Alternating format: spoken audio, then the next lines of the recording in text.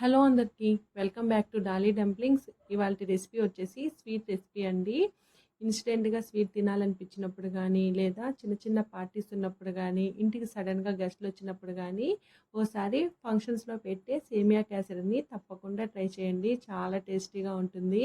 అలాగే ఈ కేసరిని చాలామంది చేస్తూ ఉంటారండి. కొంతమందికి ఈ సేమియా కేసరి ముద్దగా అయిపోవడం, లేదా కొంతమందికి సేమియా సరిగా ఉడకక పంటికి అంటుకుంటూ ఉంటుంది. అలా కాకుండా నేను చెప్పినట్టు ఫాలో అయ్యి చేశారంటేను ఈ సేమియా కేసరి పర్ఫెక్ట్గా వస్తుంది. అలాగే చాలా టేస్టీగా కూడా ఉంటుందండి. ఇప్పుడు ప్రాసెస్ చూసేద్దాము. దీనికోసం ముందుగా స్టవ్ ఆన్ చేసుకొని కడాయి పెట్టుకొని 1 టేబుల్ స్పూను నెయ్యి వేసుకోవాలి. నెయ్యి వేడిన తర్వాత ఇందులో కొన్ని జీడిపప్పు పలుకులు అలాగే ద్రాక్షని వేసుకొని వీటిల్ని లైట్గా కలర్ చేంజ్ అయ్యే వరకు వేయించుకోవాలి. ఇలా వేయించుకొని పక్క తీసేసి ఇప్పుడు ఇందులోనే 1 కప్పు సేమియాని వేసుకొని మంటని మీడియం టు హై ఫ్లేమ్లోకి అడ్జస్ట్ చేసుకుంటూ సేమియాని ఎర్రగా అయ్యే వరకు వేయించుకోవాలి. మీరు సేమియాని కదపకుండా అలాగే వదిలేసారంటేను ఒక సైడ్ వేగి మరో సైడు వేగకుండా అలా వస్తుందండి. అలా కాకుండా మధ్య మధ్యలో కలుపుతూ వేయించుకోవాలి. చూడండి, ఇలా ఎర్రగా వేయించుకున్న తర్వాత ఈ సేమియాని ఒక ప్లేట్లో తీసుకోవాలి.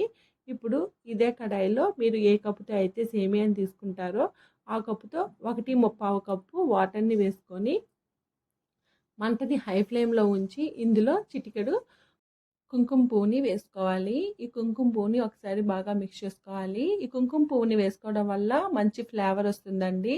మీ దగ్గర కుంకుమ పువ్వు లేకపోతే కొద్దిగా ఫుడ్ కలర్ని యాడ్ చేసుకోండి. ఫుడ్ కలరు ఆప్షనల్ అండి.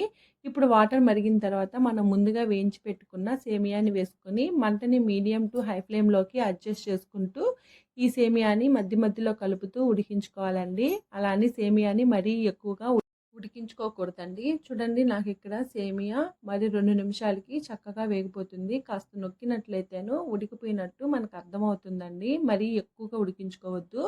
ఇలా ఉడికిన తర్వాత ఇప్పుడు ఇందులో మీరు ఏ కప్పుతో అయితే సేమియాని తీసుకుంటారో ఆ కప్పుకి 3/4 కప్పు షుగర్ని వేసుకోవాలి. 3/4 కప్పు షుగర్ అయితే ఎక్కువైపోతుందండి. అంతకుమించి అయితే వేయొద్దు.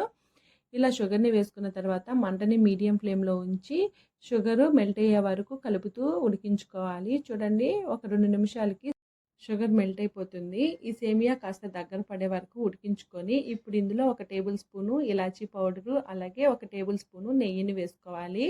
నెయ్యిని వేసుకుంటే టేస్ట్ చాలా బాగుంటుందండి. మీకు ఇష్టం లేకపోతే నెయ్యిని అయితే స్కిప్ చేసేయండి. ఇప్పుడు బాగా కలుపుకోవాలి. ఇలా కలుపుకున్న తర్వాత చూడండి, నేను ఇక్కడ వీడియో క్లిప్లో చూపించే విధంగా చేతికి కాస్త షుగర్ సిరప్ని తీసుకొని ట్యాప్ చేసినట్లయితేను ఫింగర్స్తో ఒక లైట్ తీగపాకం వస్తే సరిపోతుందండి. మరీ తీగపాకం ముదురు తీగపాకం అవసరం లేదు. జస్ట్ మనం బూందీ లడ్డుకి తీగపాకం పట్టుకుంటాం కదండి, ఆ విధంగా వస్తే సరిపోతుంది. ఇప్పుడు ఇందులో మనం ముందుగా వేయించి పెట్టుకున్న డ్రై ఫ్రూట్స్ని వేసుకొని ఒకసారి బాగా మిక్స్ చేసుకోవాలి. ఇందులో డ్రై ఫ్రూట్స్ మీకు నచ్చిన డ్రై ఫ్రూట్స్ని వేసుకోవచ్చండి.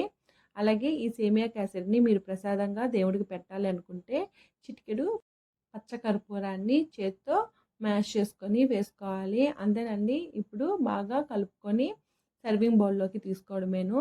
పచ్చకర్పూరాన్ని వేసుకోవడం వల్ల సేమియా కేసరికి మరింత ఫ్లేవర్ యాడ్ అవుతుంది.